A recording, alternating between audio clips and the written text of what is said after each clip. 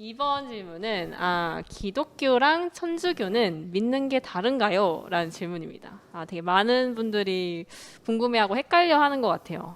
제가 예전에 우리 교회 오기 전에 한번 이제 설교의 제목이 천주교는 우리의 이단인가 형제인가 뭐 이런 제목으로 한번 이제 설교를 한 적이 있어요. 근데 이제 사실 천주교는 우리 교회의 교회사적 관점으로 보면 형제라는 인식에서 출발을 해요. 우리가 흔히 이제 기독교라고 얘기하는 것, 교회사적으로 기독교는 이제 세 부류로 분류를 하거든요. 그러니까 원래 이제 중세 시대 도쪽 와 있었던 그 로만 캐톨릭, 캐톨릭이 이제 동방 교회하고 서방 교회하고 나눠지게 되지 않습니까? 그래서 이제 원래 이제 로마에 남아 있었던 그 지역을 이제 서방 교회라고 하면서 이제 로만 캐톨릭이라고 이렇게 부르고, 또 지금 동구라파 러시아까지 이렇게 합해서 이쪽을 이제 동방 정교회라 이렇게 중세 시대 이후에 이렇게 나눠져요. 이제 그렇게 되면서 이제 로만 캐톨릭, 동방 정교회 이렇게 나눠져 있다가 1517년에 이제 마틴 루터가 종교 개혁을 하면서 이제 우리가 흔히 말하는 개신교라고 부르는 그런 개혁교회가 탄생을 하게 되죠. 그래서 이제 세계의 그 교회에서 세계 교회사적으로 보면 이렇게 서방교회, 동방교회, 개신교회 이 세 개를 이제 기독교라고 봐요. 우리 이제 흔히 기독교 그러면 이제 개신교만 기독교라고 생각하는데, 이제 교회사적으로는 이제 이렇게 세 개를 하나의 그 뿌리를 두고 있는 그런 기독교라고 보거든요. 그러니까 이제 교회사적으로 보면 이 세 개의 교회는 한 뿌리에서 갈라나온 가지처럼 형제 교회라고 보는 거죠. 자, 그런데 문제는 이 성경적 관점으로 보거나 이 사도적 정통성 관점에서 볼 때 너무 잘못된 것들이 많은 거예요. 그래서 천주교에서는 우리 개신교를 인정하는 듯 안 하는 듯 해요. 그래서 뭐 어떤 면으로 보면 사실 우리가 이제 개신교를 이제 프로테스탄트라 이렇게 부르잖아요. 근데 이게 사실은 원래는 로만 캐톨릭 입장에서 볼 때 안 좋은 뉘앙스로 붙인 이름이에요. 프로테스트라는 말이 반항하다, 항거하다 이런 뜻이잖아요. 정통 교회에서 반항하고 항거해서 뛰쳐나간 존재들이다, 이제 이렇게 하면서 프로테스탄트라는 말을 이제 쓴 건데, 이제 그렇게 되다 보니까 이제 개신교인들조차도 우리 개신교를 이 천주교회의 동생 분파점 이렇게 생각을 하는 사람들이 있어요. 저는 이제 천주교랑 개신교를 이야기할 때 먼저 우리가 기본적으로 생각해야 될 것은 뭐냐면 천주교회에서 개신교가 갈려 나온 것이 아니고, 원래 성경의 사도행전에 있었던 초대교회, 사도적 전통성을 가지고 있는 교회들이 중세를 거치면서 잘못된 방향으로 가고 있던 것을 바로 잡아서 사도적 정통성을 계승해 나가는 게 우리 개신교회다. 그래서 이것은 뭐 형동생의 문제, 어디 뭐 주원가지와 줄기 이런 개념이 아니고 잘못되어져 나갔던 것들을 이제 바로 잡은 것이다. 이제 이렇게 이제 보는 게 1차적으로 맞다고 생각을 하고, 그럼 뭐가 잘못됐던 거냐? 잘못되었을 때 박차고 나온 사람들이 있잖아요. 이걸 우리가 종교 개혁이라고 부르잖아요. 그럼 이 종교 개혁을 처음에 주도했던 마틴 루터가 사실은 캐톨릭 사제였어요. 처음부터 개신교인이 아니고 처음에는 이제 카톨릭 안에서 왜 이 로만 캐톨릭은 성경에 말하고자 하는 것들은 자꾸 감추고 가르쳐주지 않고 사제들만 공유하고, 그리고 성경에 없는 것들을 자꾸 만들어내서 사람들 그 교리나 교권에 얽매이게 할까, 여기에 고민이 시작된 거죠. 그래서 처음에는 카톨릭 내부에서 이거를 개혁해보겠다, 정화시키겠다 하는 마음으로 시작을 했는데, 이 로만 캐톨릭의 교권이 너무나 강대하고 철옹성 같았기 때문에 결국에는 실패를 한 거죠. 그래서 공개적으로 반박문을 써서 붙이면서 이것이 화근이 돼서, 내가 볼 때는 그 루터가 처음부터 그렇게 할 생각은 아니었던 것 같은데 그 일이 갑자기 너무 이제 커진 거죠. 그러면서 이제 루터가 다시 우리가 성경으로 돌아가자. 그리고 성경으로 돌아가 보면 거기서 말하고자 하는 것은 우리가 오직 믿음으로 구원받는다는 것이고 또 오직 은혜로 우리가 구원받는 것이다. 그래서 이제 솔라라는 말, 오직이라는 말을 붙여가지고 세 개를 종교개혁의 모토로 삼잖아요. 솔라 피데 오직 믿음으로, 솔라 그라치아 오직 은혜로, 솔라 스크립투라 그래서 오직 성경으로 이제 이런 얘기로 시작을 한 거죠. 자 그러면 이제 어떤 문제가 있어 왔느냐? 그랬을 때 이제 제일 먼저 얘기했던 게 아까 얘기했던 것처럼 마리아 숭배 사상. 그럼 여기서도 우리가 한 가지 이제 해석하는 관점이 달라요. 그럼 마리아는 그 수많은 성경에 있는 믿음의 여인 중에 하나였는가? 아니면 정말 하나님의 어머니였는가? 우리 개신교회는 마리아는 성경에 등장하는 수많은 믿음의 여인 중에 하나예요. 그런데 로만 캐톨릭에서는 하나님의 어머니라는 인식을 많이 가져요. 그래서 이 예수님이 하나님이신데 하나님을 잉태하여 낳은 어머니다.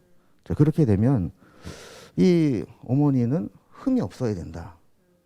이런 이제 논리에 빠지게 되는 거죠. 왜냐하면 죄 많은 인간이 하나님을 낳을 수는 없잖아요. 네, 그러다 보니까 이 마리아의 무염시태, 그러니까 마리아는 잉태할 때부터 어떠한 죄도 일생 동안 지은 적이 없다. 이렇게 주장을 하는 거예요. 심지어는 마리아는 평생 처녀로 살았고 원죄도 없고 아무런 죄도 짓지 않았고 영과 육신이 함께 죽음을 맞이하지 않고 승천했다. 이렇게 이제 교리를 만들어내는 거죠. 근데 우리가 이제 야고보서도 예수님의 형제가 진 거죠. 그러니까 뭐 요셉과 정혼을 했고 또 예수님 밑으로 또 아들 딸을 낳았고 이제 이런 내용들이 있는 거를 봐서는 이제 그게 이제 마리아를 너무 숭배하다 보니까 이렇게 된 거죠. 그래서 그렇게 되다 보니까 마리아에게 기도를 또 해요. 그 마리아를 통해서 또 기도를 한다 그러거든요. 그러니까 왜냐하면 이제 로비를 하는 거예요. 로비를. 예를 들어서 나한테 뭔가 부탁을 하고 싶은데 나한테 부탁을 했을 때 내가 안 들어줄 것 같아요.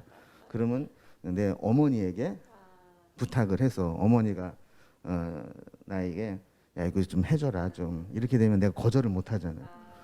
그러니까 이제 마리아를 숭배하고 마리아에게 기도하고 이제 여기까지 이게 되는 거죠. 이렇게 되다 보니까 어떤 문제가 생기냐면 우리의 구원의 유일한 근거가 되시는 예수님이 위축될 수밖에 없어요. 이 로만 캐톨릭에서 그리고 그림 속에 나타나거나 어떤 형상 속에 나타난 예수님 그러면 둘 중에 하나가인 경우가 많아요. 하나는 마리아 품에 안겨 있는 아기 예수님, 아니면 십자가에 달려서 고통당하고 계시는 예수님.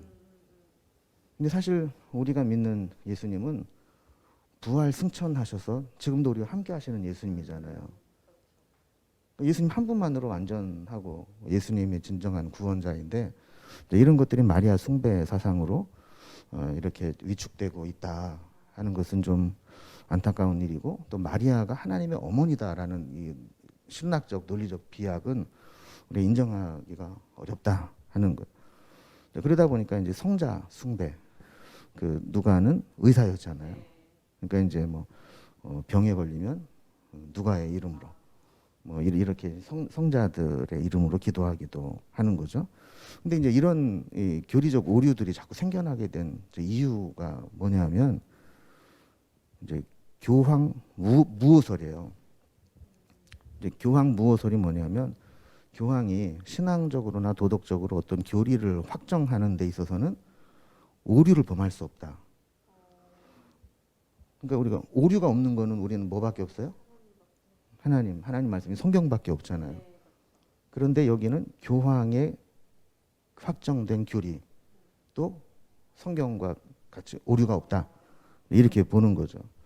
자, 그러다 보니까 이 교황이 잘못된 교리를 하나 만들어내면 이거를 뒷받침하기 위해서 또 다른 잘못된 것들이 생겨나가게 되는 거죠. 그래서 이제 뭐 연옥설 같은 경우도 이제 뭐 교황이 하나 만들어 내면 이게 이제 진리처럼 돼버리는 거예요. 그 연옥이라는 게 크게 이제 두 가지 문제를 나타내는데, 하나는 이제 그 종교개혁 당시에 면죄부 사건이 있었잖아요. 응? 사람이 죽으면 일단 천국 지옥 가기 전에 연옥에 있다. 근데 우리가 그 죽은 자를 위해서 면죄부를 사면 그 돈통에 돈이 떨어지는 순간 그 연옥에 있던 혹은 지옥에 있던 죽은 자가 천국으로 옮겨간다. 이제 이러면서 이제 면죄부를 팔았던 거거든요. 그리고 연옥에 있다 보니까 이게 가변적이잖아요. 그 죽은 자를 위해서도 기도할 수 있다. 그 죽은 자를 위한 기도가 또 거기서 또 나오게 되는 거고. 그러니까 우리는 사실 죽은 자를 위해서는 기도할 필요가 없죠. 이미 결정이 됐으니까. 근데 그런 문제들이 생기게 되는 거예요.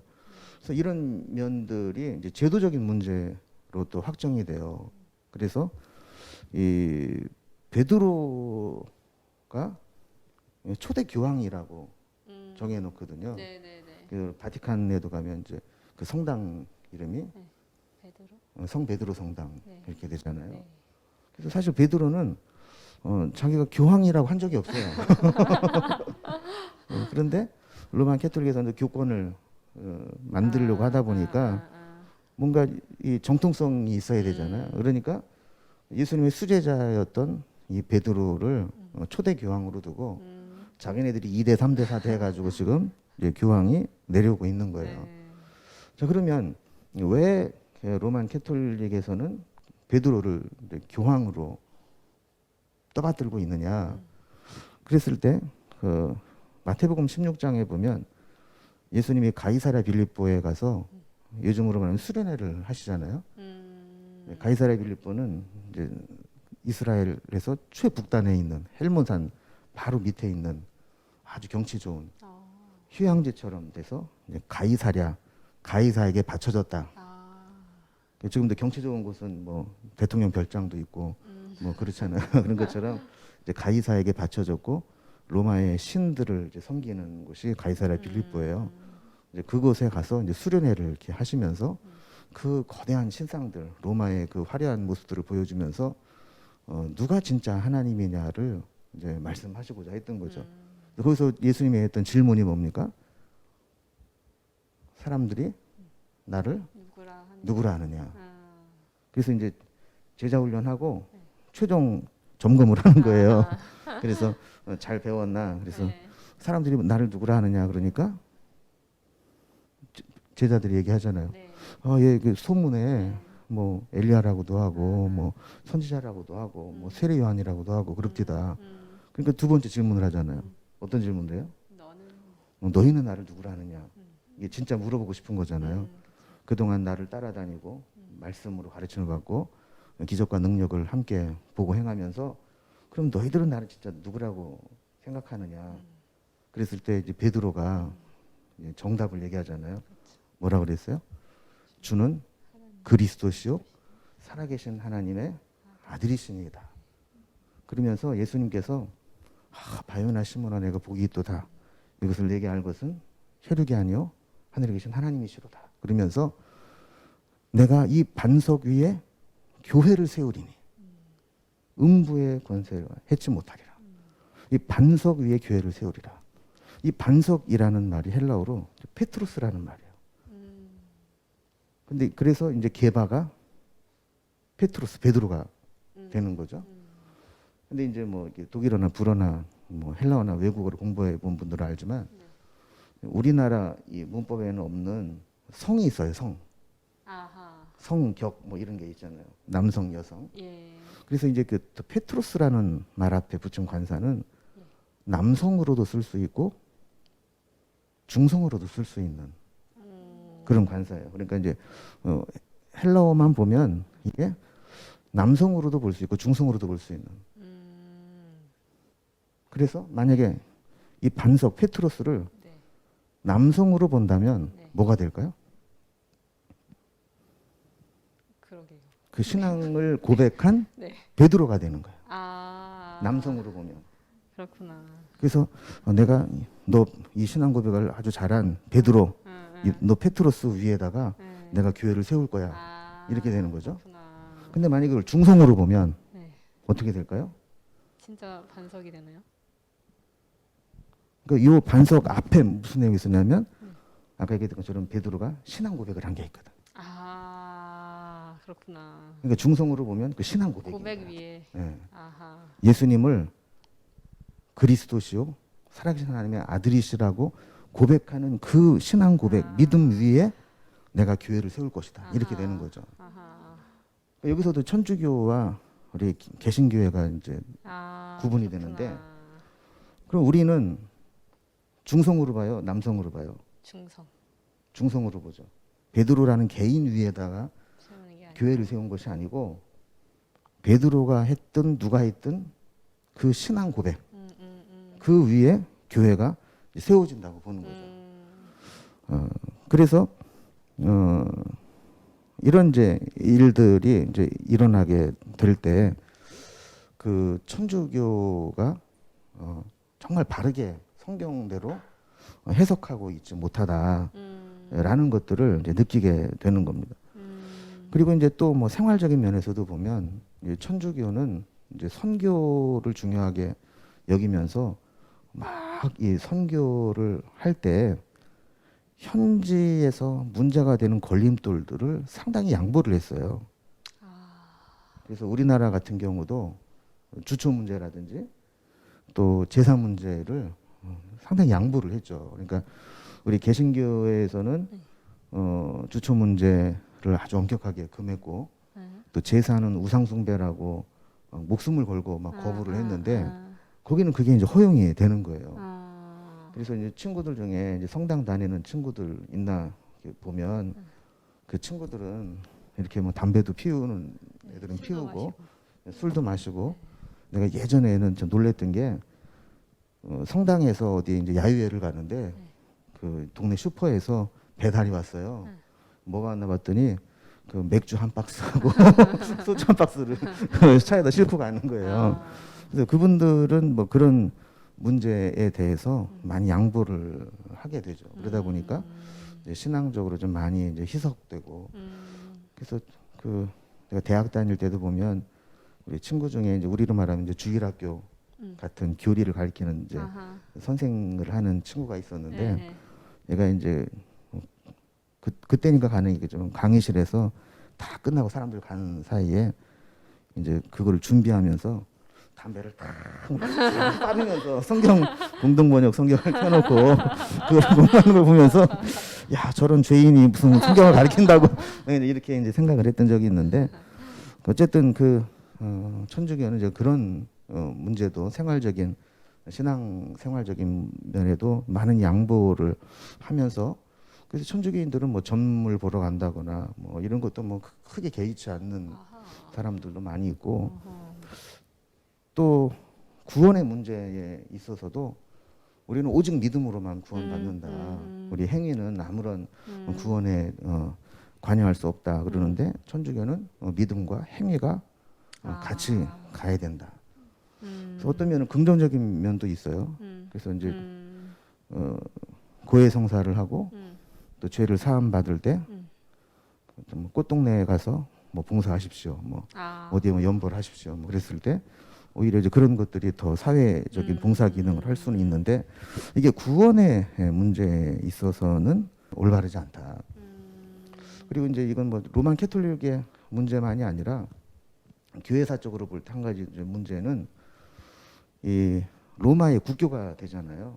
그렇죠. 그러면서 이 복음이 전 세계에 전파되는 긍정적인 요인도 있었지만 반대로 이 로마의 황제가 이 기독교를 국교화하면서 이것을 정치적으로 악용을 했던 면도 있어요. 그게 뭐냐면 로마 제국에 있는 여러 나라들이 종교들을 다 여러 종교들을 가지고 있고 각자 우상 숭배들을 다 하고 있는데 오늘부터 기독교를 믿어라 이렇게 했을 때 반발하는 사람들이 있을 거 아니에요. 그러니까 그 외부에 있던 신앙들을 수용을 하는 거예요. 그래서 뭐 예를 들면 우리도 지금도 어떤 이단들이 뭐 그런 거 이제 들고 나오지만 그리고 우리가 예수님이 탄생하신 날을 12월 25일로 알고 있잖아요. 네. 사실 아무도 몰라요. 네. 예수님 언제 태어나셨는지. 그런데 왜 12월 25일로 했느냐? 그럼 그거는 이제 그 이교도들이 그 당시에 한참 유행했던 태양신의 축일이거든요, 그날이. 어차피 모를 거면 이날로 하자. 그래서 이제 이 서로 혼합주의적인 종교적 혼합주의적인 정책을 이렇게 쓴 거죠. 이제 그렇게 되면서 사실 이제 천주교에 뭐 많은 성상을 만든다거나 그 이상한 그런 우리가 볼 때는 막 거부감이 느낄 수도 있는 그런 이상한 예식이라든지 뭐 이런 것들이 다 그런 데서 이제 들어서 혼합되기도 하거든요. 그렇게 되면서 아까 이제 처음부터 얘기했던 뭐 교리적인 문제라든지 또 생활적인 문제라든지 교권주의적인 문제라든지 또 이런 전 세계 종교를 통합하려고 하는 그런 문제라든지 이런 면에 있어서 사실 너무나 성경적 전통과 다른 것들이 많이 있다. 그래서 이걸 그냥 단순히 세계 교회사적으로 이야기하는 그냥 형제 교회다 이렇게 우리가 받아들일 수 있을 거냐.